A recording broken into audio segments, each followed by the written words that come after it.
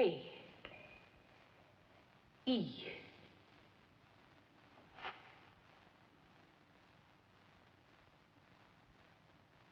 Yes.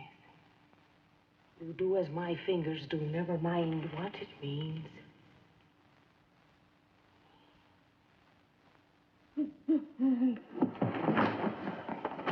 Now.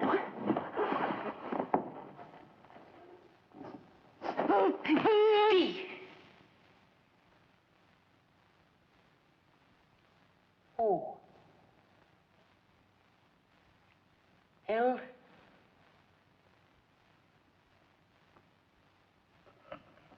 M. Think it over.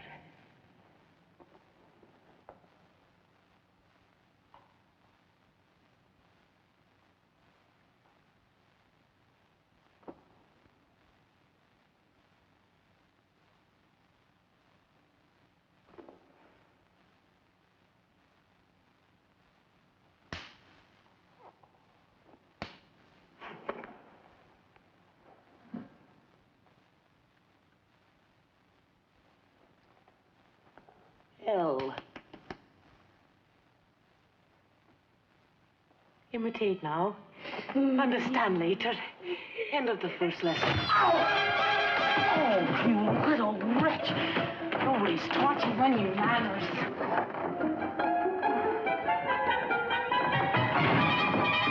Helen! Helen!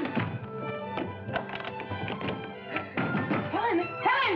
Helen, let me up. Di sini kami akan menceritakan tentang sebuah film dengan judul The Miracle Worker. Nah, dalam kehidupan, setiap orang berhak memiliki mimpi dan menjaganya menjadi sebuah kenyataan. Dalam mimpi, tujuan hidup lebih tertata. Dengan mimpi, pandangan akan masa depan lebih terarah. Dan dengan mimpi, kita akan terbawa oleh plot kehidupan, baik aliran air yang hanya pasrah mengikuti alur. Mimpi tanpa batas membuat banyak orang termotivasi untuk meraihnya. Rasanya begitu optimis, namun tak menjamin akan berjalan mudah. Terkadang ada fase di mana kita merasa bahwa mimpi tersebut sulit untuk diwujudkan. Beban yang berat membuat kata menyerah adalah satu-satunya jawaban yang tepat, bukan karena tidak mampu mewujudkan, namun kekurangan pada diri memaksa kita untuk hampir meninggalkan impian tersebut. Tidak mudah bukan berarti tidak mungkin. Sebuah kalimat yang menggambarkan salah satu film legendaris yang terkenal di masanya. Film tersebut berjudul The Miracle Worker yang disutradarai oleh Nadia Tas. Film ini diangkat dari kisah nyata seorang aktivis hak asasi manusia atau HAM asal Amerika Serikat bernama Helen Keller pada usia 19 tahun. Ia menderita penyakit yang kemungkinan rubella atau demam scarlet.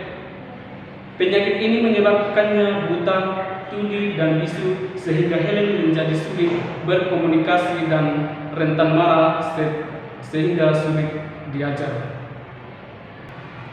Film ini diawali dengan kekhawatiran orang tua Helen dengan keadaan yang tidak kunjung membaik hingga usia 10 tahun.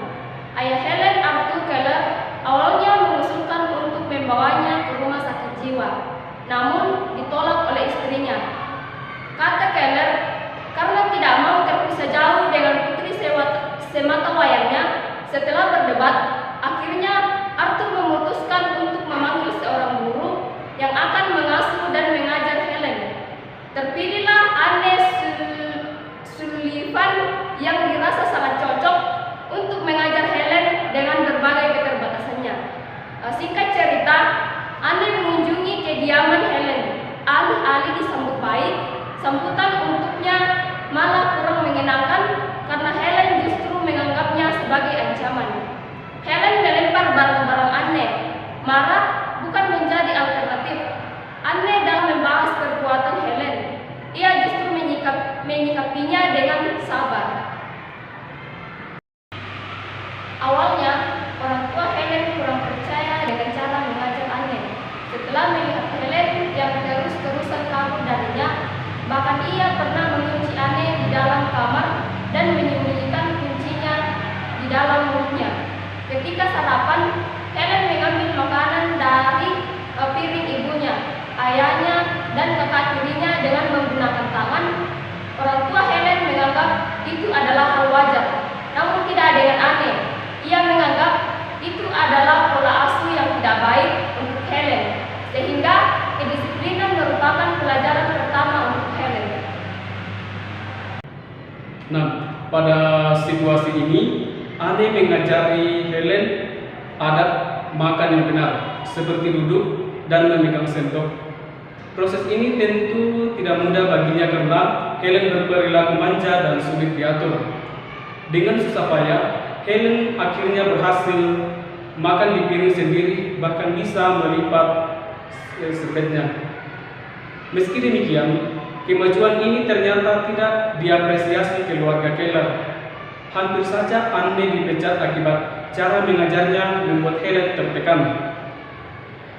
Ia melihat Helen adalah anak yang cerdas meski memiliki banyak keterbatasan.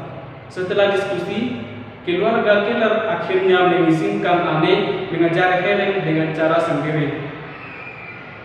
Di suatu malam, Anne melihat sebuah gudang dekat perkebunan yang letaknya tidak jauh dari rumah Helen. Ia pun berpikir untuk mengajari Helen di tempat tersebut untuk sementara. Orang tua Helen sebenarnya tak setuju dengan rencana tersebut, namun karena keinginan besar, Anne akhirnya mereka mengizinkannya tinggal bersama Helen selama 2 minggu. Helen diajak berkeliling menggunakan kereta selama berjam-jam, agar ia merasa tempat tersebut jauh dari rumahnya. Helen awalnya sempat merasa takut dan terganggu jika hanya berdua dengan Anne. Namun seiring waktu, Anne dengan sabar mengajar Helen untuk beradaptasi di lingkungan baru. Ia berfokus untuk mengajar Helen kosakata baru dari benda-benda yang ditemuinya. Tujuan Anne sebenarnya tak hanya melatih Helen dalam berkomunikasi, namun juga berperilaku baik, mengingat Helen memiliki emosi yang sulit dikendalikan. 2 minggu berlalu, Helen dengan cepat mampu menggunakan sandi tangan yang diajarkan Anne, meski belum sepenuhnya memakai kosakata yang diajarkan kepadanya. Pada hari di mana Helen harus pulang, Anne sempat meminta tambahan waktu oleh orang tua Helen. Namun karena kerinduan dengan sang putri, Kate tidak ingin anaknya tinggal lebih lama lagi. Akhirnya, Helen pun dibawa pulang oleh keluarganya, meskipun Anne khawatir kebiasaan lama dari Helen muncul kembali. Aktivitas atau kegiatan dari judul film tersebut yaitu mencakup usaha Anne Sullivan untuk mengajarkan Helen berkomunikasi menggunakan bahasa isyarat. Film ini menyoroti perjuangan dan juga pencapaiannya. Pada saat makan siang tiba, Helen kembali merupakan adat makan yang diajarkan Anne. Hal ini kemudian membuat Anne bersikeras meminta tambahan waktu mengajari Helen agar yang diajarkannya tidak sia-sia. Namun, lagi-lagi keluarga Helen tidak setuju dengan hal itu. Lantas, bagaimana akhir dari cerita film ini?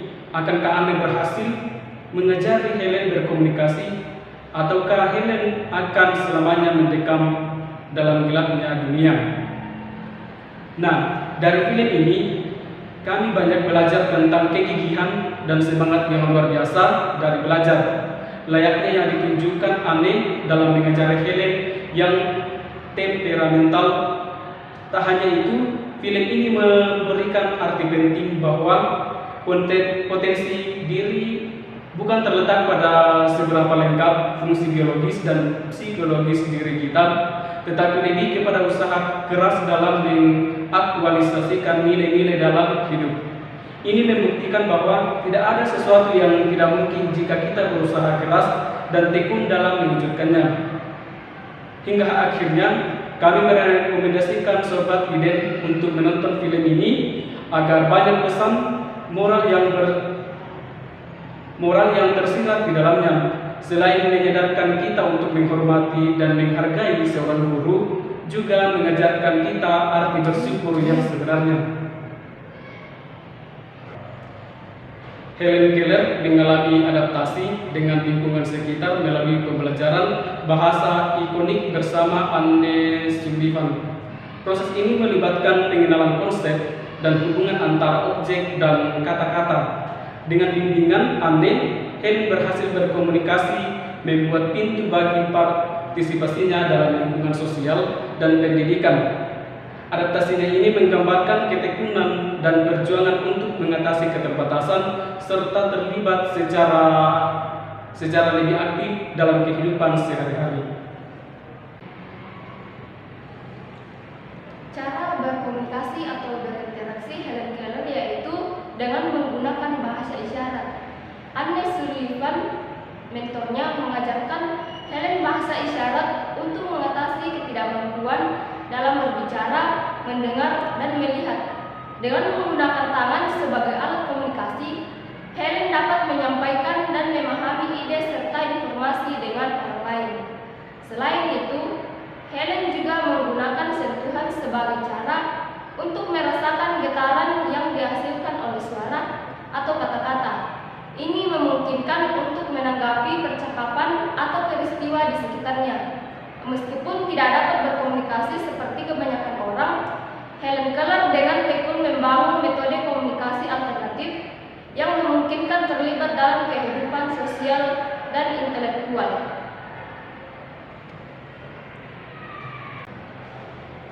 Nah, metode yang digunakan guru dalam mengajar kategori ABK ini yaitu menggunakan metode percakapan dengan jari di telapak tangan untuk mengajarkan bahasa dan komunikasi.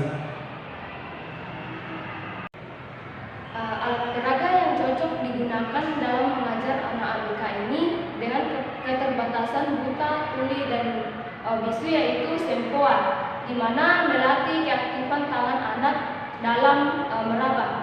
Yang kedua itu papan interaktif, di mana papan ini memiliki bentuk huruf atau angka dalam bentuk yang bisa diraba. Yang ketiga, buku braille. Buku ini membantu anak buta belajar membaca dengan sentuhan. Ya, solusi yang diambil dari sebuah film yang berjudul The Miracle Worker yaitu yang pertama, kesabaran dan konsistensi. Proses pembelajaran memerlukan kesabaran dan konsistensi. Anne tidak menyerah meskipun menghadapi tantangan besar bersama Helen. Kesabaran ini menggambarkan pentingnya upaya berkelanjutan dalam membantu perkembangan anak-anak dengan kebutuhan khusus. Yang kedua yaitu inklusi sosial.